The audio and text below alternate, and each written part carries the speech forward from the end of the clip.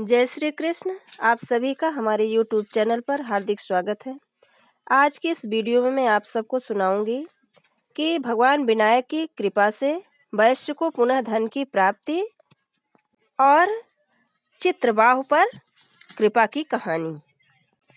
शौनक जी बोले, हे प्रभु, यह तो आपने बड़ा ही सुंदर वृत्तांत सुनाया।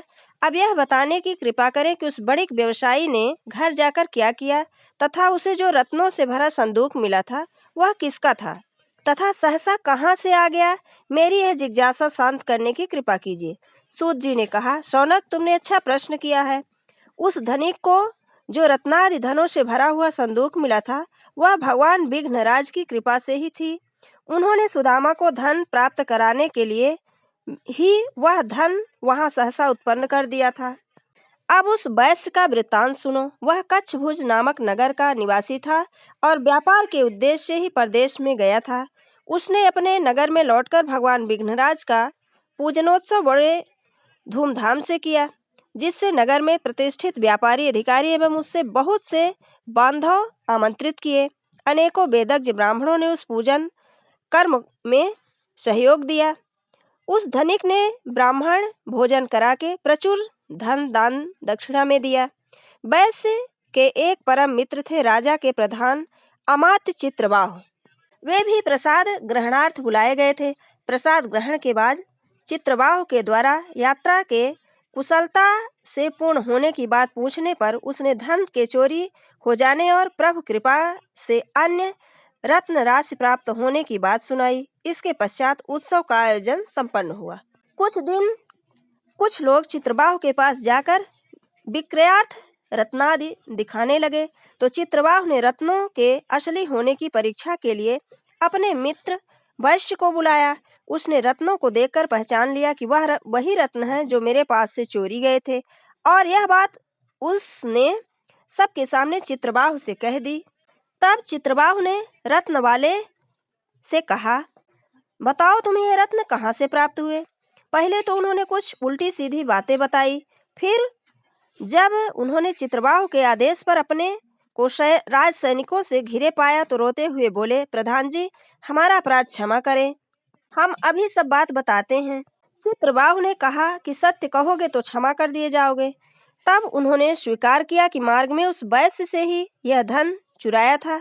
इसके पश्चात उन्होंने वह धन वैश्य को लौटा दिया। चित्रबाहु ने उन चोरों से कहा, देखो, यह भगवान गणेश्वर का ही प्रभाव है जो तुम लोग धन लाकर यहाँ खींचे चले आए।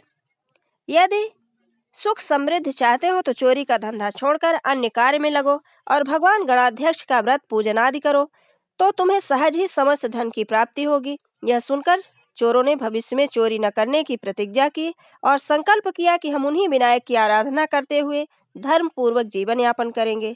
इस प्रकार वे चोर सदाचारी बनकर भगवान गणेश्वर की आराधना करने में लग गए, जिससे उन्हें सर्व सुखों की प्राप्ति हुई।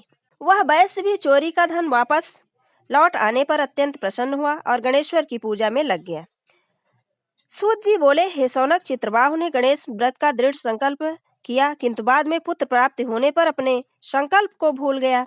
इस कारण उस पर संकट के मेघ मंडराने लगे और एक दिन सहसा राजा ने किसी कारण कुपित होकर उसका सर्वस्व छीन लिया और देश से निकाल दिया। इस कारण उसके पास जीवन यापन का कोई भी साधन नहीं रहा।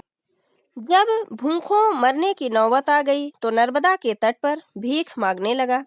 तभी एक दिन उसने शुक्रदेव जी का आश्रम देखा तो भीतर जाकर महर्षि को प्रणाम कर बैठ गया। महर्षि ने पूछा, तुम कौन हो, कहाँ से आए हो, क्या प्रयोजन है तुम्हारा। यह सुनकर चित्रबाहु ने अपना समस्त वृत्तांत निवेदन किया और अपने संकट से मुक्त होने का उपाय पूछा। महर्षि ने कुछ देर ध्यान लगाने के बाद कहा, वत्स, तुमने पुत्र प्राप्ति के लिए भगवान विनायक के व्रत का संकल्प किया था, जिससे तुम्हें पुत्र की प्राप्ति हुई और तुम भूल गए। इसी कारण तुम्हें यह घोर कष्ट भोगना पड़ रहा है। इस स्थिति में छुटकारा पाने के लिए उन्हीं भगवान विनायक का व्रत और पूजन करो, फिर तुम्हें कोई कष्ट नहीं रहेगा और तुम अपने पूर्व को भी पालोगे। हे शौनक, सुखदेव मुनि की बात सुनकर चित्रबाहु को अपनी भूल का बड़ा पश्चाताप हुआ और उसने तुरंत ही विनायक भगवान के व्रत का संकल्प कर गणेश चतुर्थी के शुभ दिवस में गणेश जी का भक्ति भाव से पूजन किया, जिसके प्रभाव से उसे पूर्व पद और वैभव की शीघ्र ही प्राप्ति हो गई।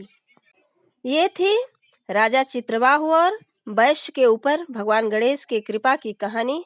अगर हमारा ये वीडियो आपको अच्छा लगे तो लाइक ज़रूर करें, और अगर आप हमारे चैनल पर नए हैं तो चैनल को सब्सक्राइब करना ना भूलें। जय श्री कृष्ण। धन्यवाद।